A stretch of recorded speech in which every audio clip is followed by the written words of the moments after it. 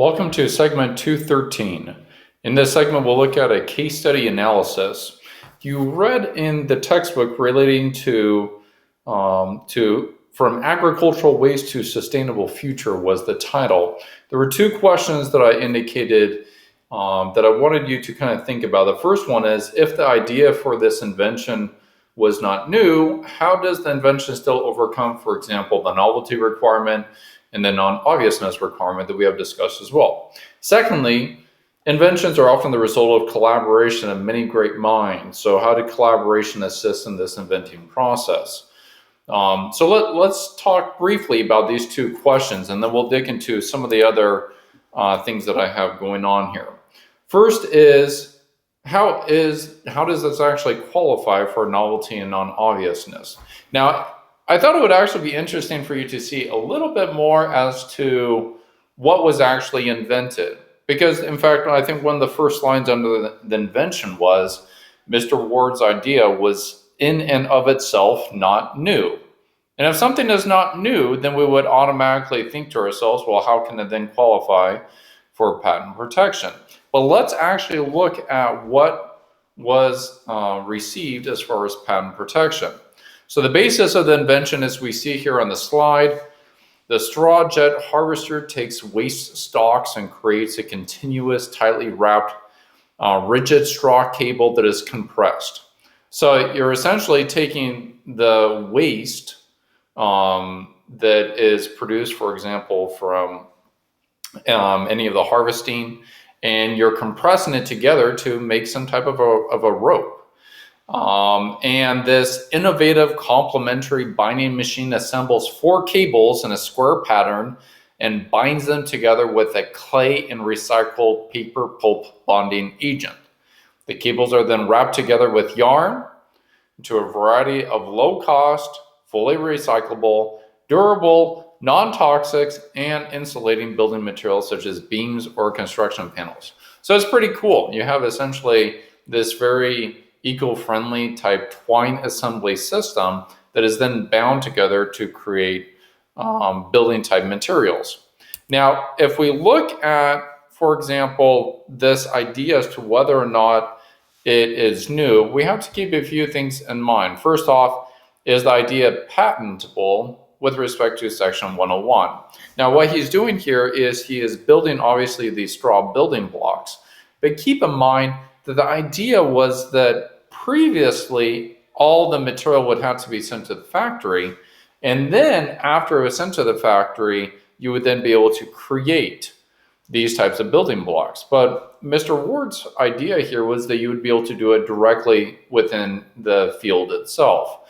And I think that's something that we want to keep this in mind as we're going through our analysis. So first off, with respect to Section 101, is there some utility for what it is that he's created? And we would say, well, building things is probably good. It's a low threshold. Yes, it would probably survive with respect to 101. With respect to 102, the question we're asking is, has this an exact form been created before? Now, as is indicated here, the process of actually creating this type of construction material is already known. The only difference is that we essentially are making it into a portable type package that can then be deployed within the field itself. So the prior art that potentially would, the prior art that was looked at for this specific patent included a hay baler. Again, that's something that would be used within the fields that would be applicable. Fiber building construction. So again, if we have a factory designed to actually assist with putting together these types of building blocks, if we take the factory and put it into a portable unit, such as a hay baler, would it be obvious to do that? So with respect to novelty, having a portable unit to actually construct these things was not known. So it should actually, in fact, overcome novelty. The bigger question is, would it overcome non-obviousness? And with respect to non-obviousness, again, we're looking at the same prior art, but now we are combining it together. And we are asking the same type of question, whether or not in combination, you would find all elements in the invention, and whether or not the combination itself would even be logical or obvious.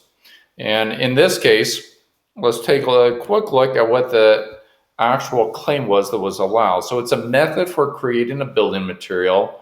All right, we're thinking factories here, not really novel yet. Providing a wheeled movable apparatus similar to a hay baler, moving the apparatus through the field, capturing a portion of the product pieces into the apparatus.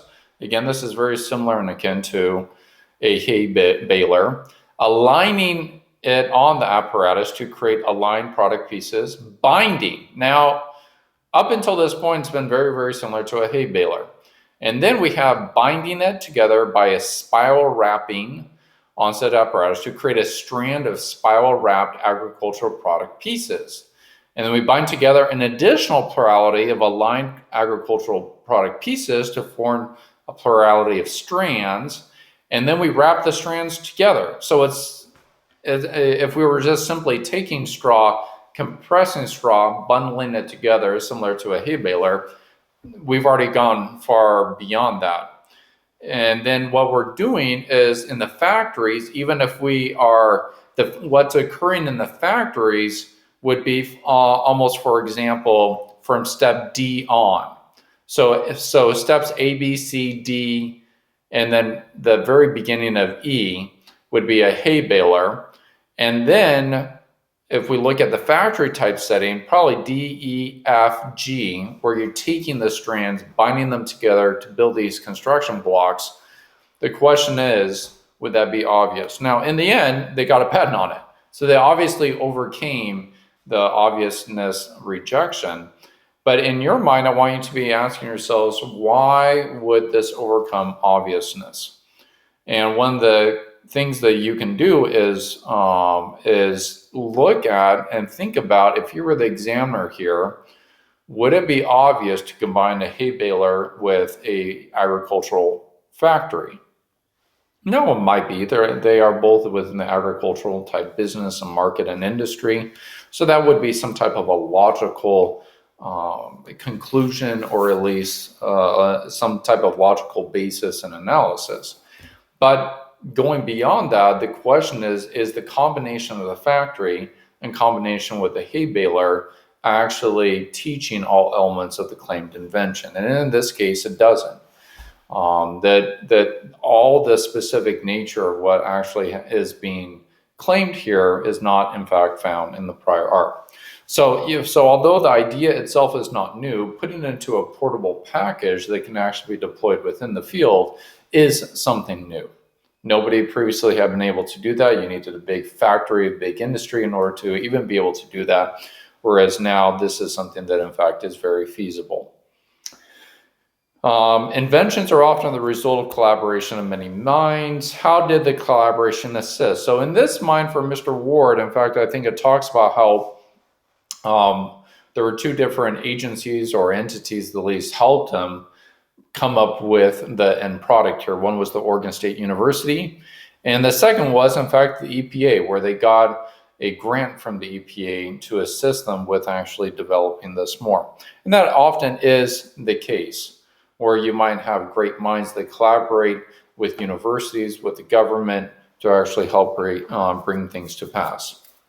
Now, some other questions that I want you to think about that we can briefly discuss. First off is, does his own work bar him from getting a patent? Now, this is a great question because he worked on it for 13 years. And during that time frame, he worked on it with Oregon State University. During that time frame, he worked on it with the government. So, was there any public disclosure? And the answer is, well, there's probably a very high likelihood that there was some disclosure of what he was working on during that time frame. In fact, even in order to be able to get the grant, there was probably some disclosure of the material. So, under our current mindset of post-2012 timeframe, we would say his own work potentially being disclosed potentially. And now, it's one thing to say if all the arrangement with Oregon State University and with the government was completely private. So let's assume for purposes of our discussion that it was not completely private. Often there may be some public disclosure of that. But if it actually was being kept completely private, then my comments would not be as applicable. Well, let's assume there was some public disclosure there.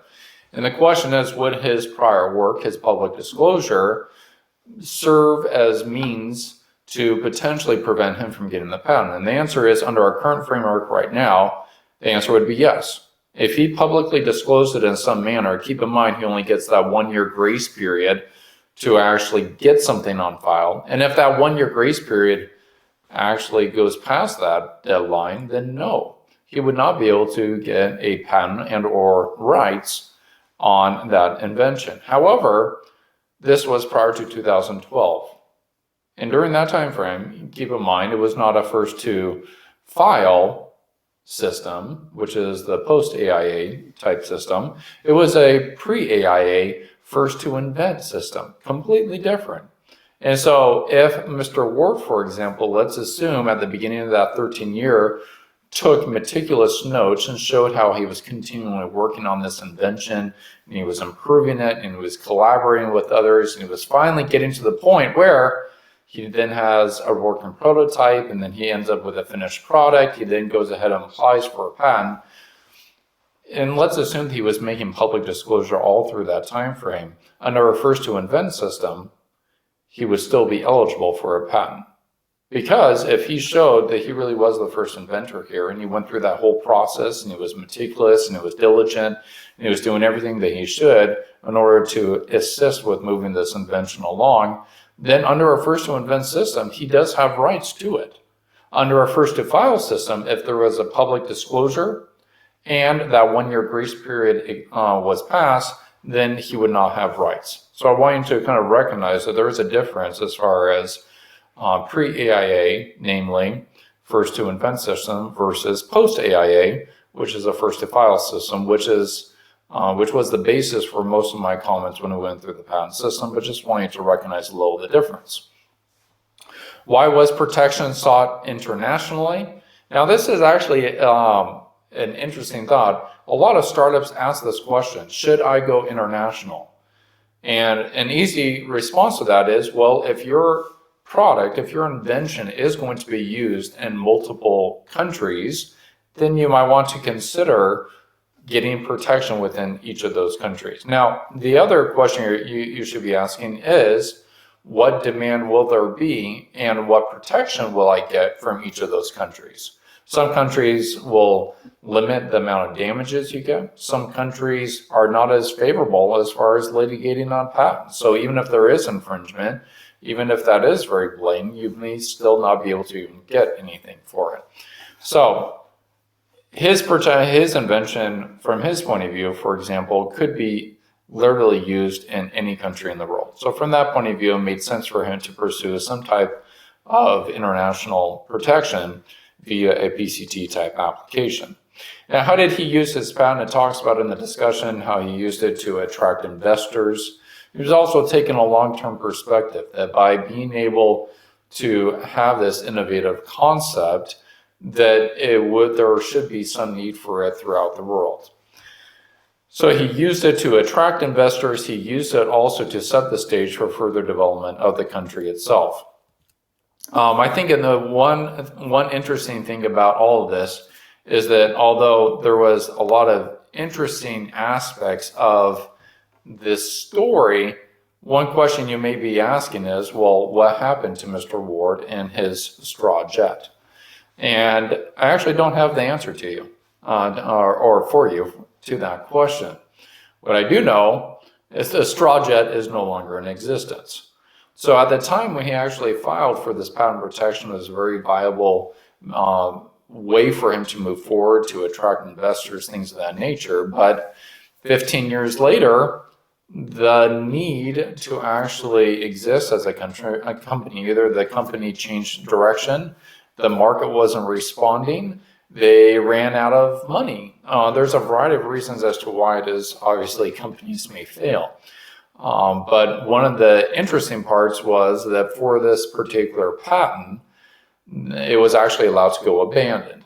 So it came to grant, it was issued, issue fees were paid, and then about 7 years later, you have to start paying what's called maintenance fees. And if you don't pay the maintenance fees, then it is dedicated at that point to public use.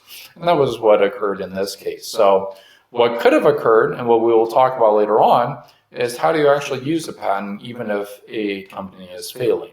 So even if you've run out of money, even if you're not even using the patent anymore, the question is that patent itself still worth something to the company? And what I hope your conclusion will be by the end of class is that they could have taken a different exit course potentially to use the patent in some manner. It could have been sold off. It could have been actually potentially used in some manner to assist other companies.